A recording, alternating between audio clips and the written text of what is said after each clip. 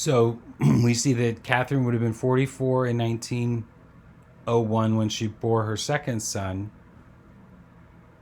And then another interesting thing appears when she bore her third son at the end of 1902. His baptismal record at the church says that he was baptized on December 19th, but his civil birth registration says he wasn't born for another month. Now, it was common for the births, especially in the winter like that, to go unregistered immediately, and if they waited too long, then they were fined. So one way to avoid the stiff fine would be just to make the child younger than he or she really was, and that's why you have an example of a child who was baptized before he was born, because that's not the practice of Catholicism or any Christian body that I'm aware of. And then his birth wasn't registered until the end of February, so I'm sure it was past the statutory deadline. And again, Catherine would have been 45 years old at the time of the birth of this child, so it is quite a interesting observation. So there was another sister on that paper, Elizabeth, apparently married a man named Riley. So we're going to do a similar search for her, and we find 3 Elizabeth Callahans or O'Callahans marrying men named Riley. Actually, there's just the 2 because the second and third one are the same. So John Riley marries Elizabeth Callahan in August of 1882. Well, that Elizabeth's father was Patrick Callahan, so it's not the right woman. And then the second one in 1892, the woman is this daughter of Edward O'Callahan. And again, neither of these lived near Watergrass Hill. One woman lived in Dublin, the other woman lived in County Offaly. So if Elizabeth Callahan married a man named Mr. Riley, it wasn't in Ireland, apparently. Now, a hint came up a while back showing that a John O'Connell, aged 20 years, 10 months, crossed the border from Canada into the United States. And he was going to see his aunt, Mrs. Elizabeth Riley. And he's from a place called Billyhooly in Ireland, which is Ballyhooly, is very similar, which is where the Connells lived near. So could this be him? And the question was, how do we follow it? So we see that she lived at 33 West Avenue, Bridgeport, Connecticut, and that he's from Billyhooly. The 2 keys show that, and he is the right age, exactly the right age. So we look at the 1920 and 1930 censuses. In 1920, we find Elizabeth Riley, who's a widow, at 33 West Avenue. In 1930, which would be after that border crossing, she's at 49 West Avenue, and she's living as a widow with several adult children. In 1910 and 1900, we're able to find her again. In 1910, she's a widow. She is at 33 West Avenue, so we are dealing with the same woman. And we see that she's had 9 children born, 9 living, although there is a 5-year gap between the second and third children. So could there be lost children that aren't being accurately represented? Then in 1900, finally we find Mr. Riley. They've been married 19 years, 9 children born, 9 living, and there's a 6-year gap between the second and third children. And there are 2 children in the 1910 census that were not there in 1900 because they were born on Halloween 1900.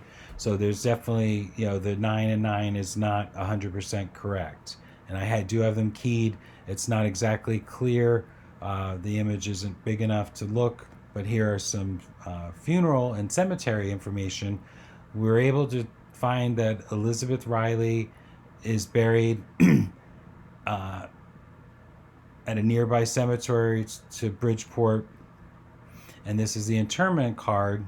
And ironically, the first burial on the card is a James Callahan, and his age, the ancestry list showed that there was a James Callahan that was the brother. Could that be him? But he was too young.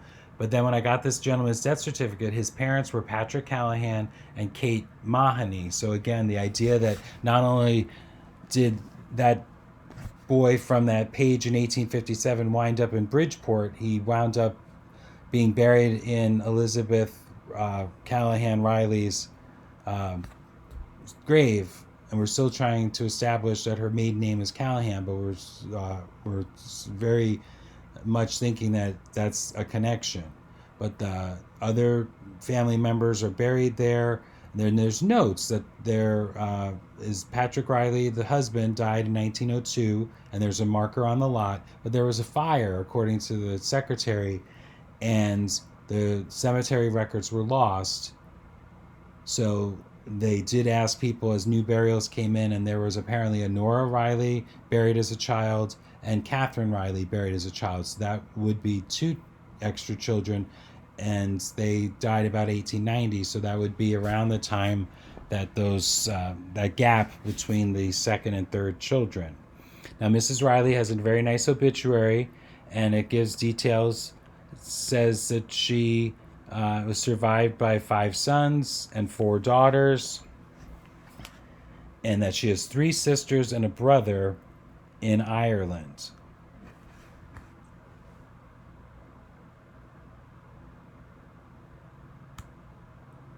And then her death certificate shows that she's a daughter of Morris Callahan. So now we have verifiable proof that she's definitely a Callahan by birth, and that her birthday is June 1st, 1859. Well, we know from the baptismal entry earlier that Elizabeth Callahan was baptized on June 3rd of 1858. So could this be that there's just a year off for the mother, or the birth year? But that would explain, she was born on June 1st and baptized within a couple of days on June 3rd. That would make perfect sense. It doesn't list who her mother was, unfortunately, but we certainly have a lot of tangential evidence pointing us in this direction. Her nephew, we're able to identify most likely as the son of John and Kate O'Connell, and he's going to visit her, and we knew that she married someone named Riley according to family lore. And here's the marriage entry from May of 1882. Patrick Riley wed Eliza Callahan. They're 27 and 24 apparently, according to this. They're residents of Bridgeport.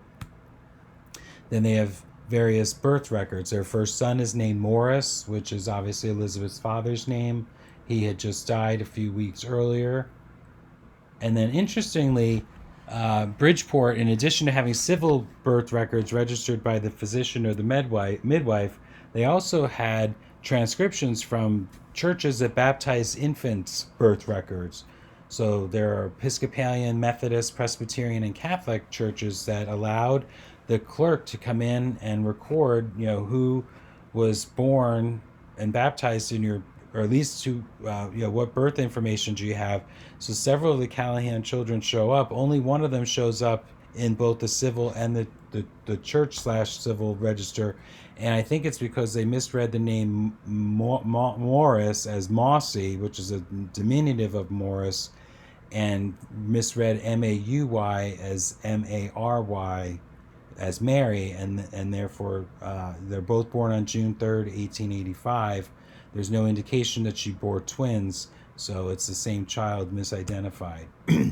The 2 girls that died did have birth entries in the church generated birth records, and then their deaths were listed, and their ages on the death record were erroneous.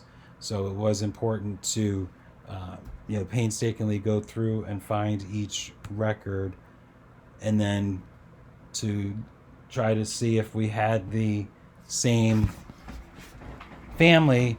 If there were 3 sisters and a brother surviving her, as luck would have it, she died in 1934. Well, Morris died months later in February of 1935, and then Mary Lynch, Catherine O'Connell, and Margaret Buckley would have all been alive as well, and they died in 1943, 48, and 1951. And then the sisters each had a death notice in the Cork newspaper giving some details. And again, in the middle one, you can see O'Connell of Ballyhooly. So I do think the record helped to establish that the O'Callahans lived in Watergrass Hill, and that Kate Callahan married John Connell, and Elizabeth Riley married Patrick Riley. So thank you very much for listening, and we'll post something in the near future.